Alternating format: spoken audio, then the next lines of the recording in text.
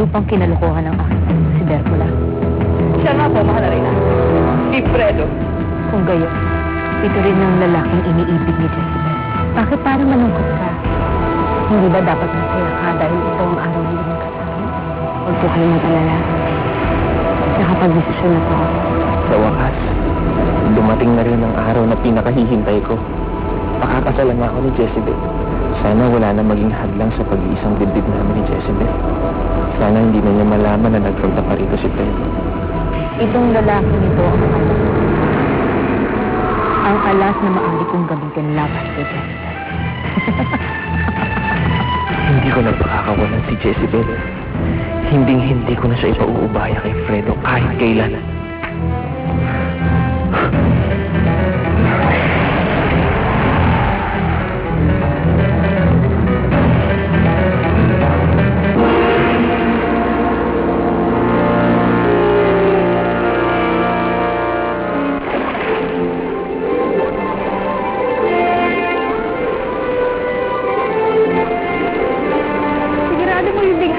Erebus, sa inyong kagandahan, mahal na rin ng Jezebel.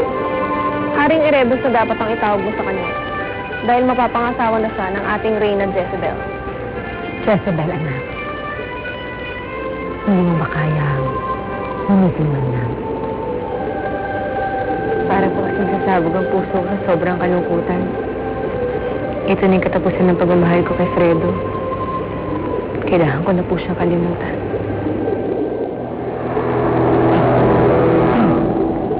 Nasaan ako? Silalim ba ako ng dagat?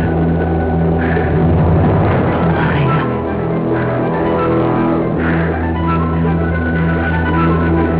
Sige, ako. Kaya ba ako nakakahinga? Hindi na ako tao. Mabait si Erebus.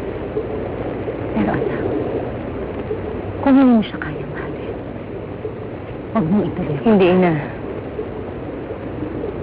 Gagawin ko po ito alang-alang sa Sirenea.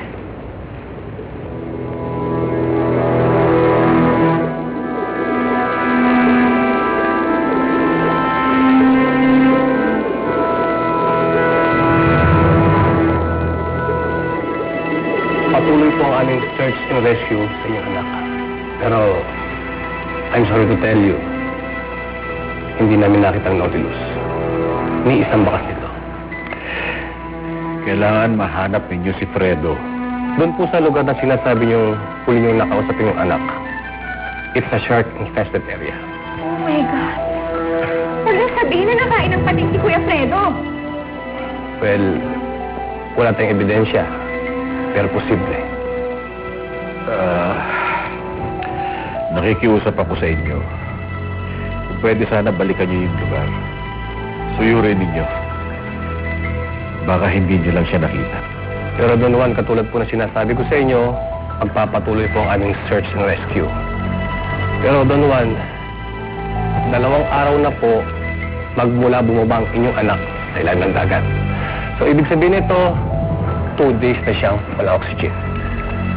Napaka-slim na at imposible mabuhay ang isang tao sa ilalim ng dagat. Ano ba? Patay na si Kuya Fredo?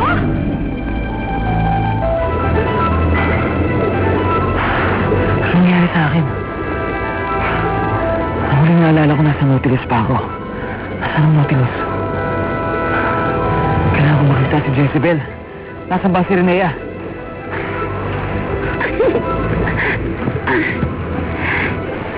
Renea, baka mo? Ewan ko, Sheila May. Pero umaasa pa rin akong buhay si Fredo. Baka naman kaya hindi nila matagpuan si Kuya Fredo. Eh dahil baka nakarating na to sa Sirenea. Sana tama ka, Paolo. Kung kasama na si Jezebel, hindi naman siguro siya papabayaan ni Jezebel.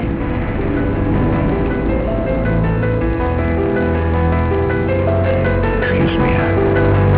Dad!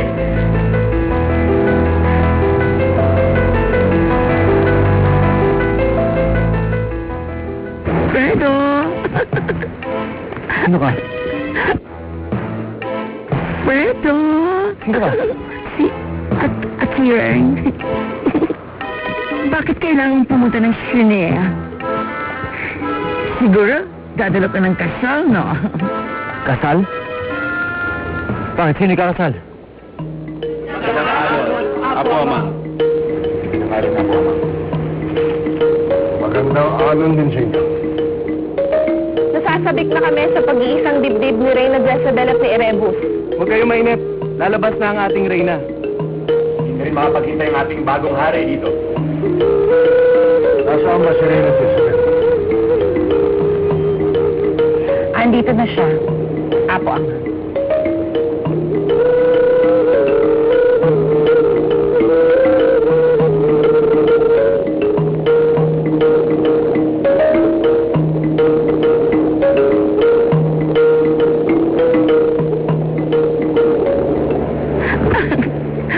Kasal. Ngayon ang araw ng kasal ni Reyna Jezebel at Erebus. Kakasal si Jezebel? Naku, kailangan magmadali ka na. Kailangan pumunta ka ng Shinea. Sundan mo ang kumikinang na bato na yan. Yan ang daan patungong Shinea. Naku, bilisan mo. Baka mahuli ka na. Samahan mo ko. Ha? Ako? Isang hamak ng seahorse sasama sa'yo, Fredo. Hindi ko pwede. Hindi ako invited. At hindi ako interesado.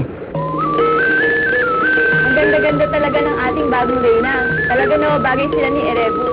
Oo nga, wala na talagang ibang nababagay kay Reyna Jezebel kung hindi si Erebus lamang. Tapat ang kanyang pag-ibig kay Reyna Jezebel.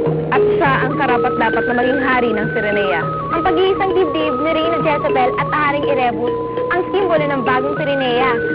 Mabuhay si Reyna Jezebel! Mabuhay! Mabuhay si Reyna Jezebel! Mabuhay! Naku, basta sundan mo lang ang kumikinang na bato na yan. Yan ang daan patungong Sirenea. Hindi ka maliligaw. Fredo! Ingat! Take care! Fredo! Magaling na Piang. Siguradong magugulat ang buong Sirenea sa pagdating ng Tagalupa.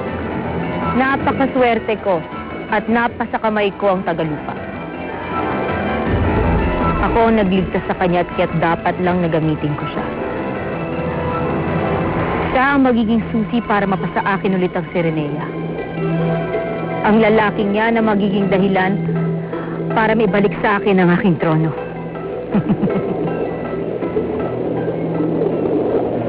Napakaganda mo, Jezebel. Ako ng pinakamasayang sireno sa buong mundo. Apo, Amang. Umpisa na po natin seremonya po. Tayo'y natitipon ngayon sa harap ni Badhana upang saksihan ang pag-iisang dibdib ng dalawang sireno at sirenang nag-iibigan, si Erebus at si Reyna Jezebel. Bago ko simula na seremonya ng kasal, meron mang nais tumutol sa pag-iisang dibdib nito.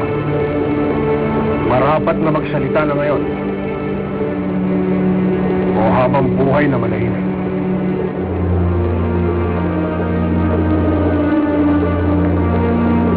Erebus, tinatanggap mo bang maging kaisang dibdib si Jezebel na maging kabiyak ng iyong puso at mamahalin habang buhay si Reyna? Sa hirap o ginhawa, sa sakit man o kalusugan, sa kailaliman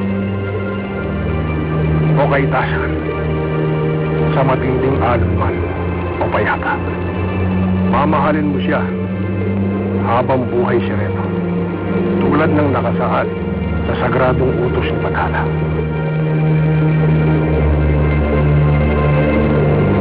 Opo, Apo, Amang. Jezebel, tinatanggap mo bang maging kaisang dibdib si Erebus na maging kabiyak ng iyong puso habang buhay si Reyna?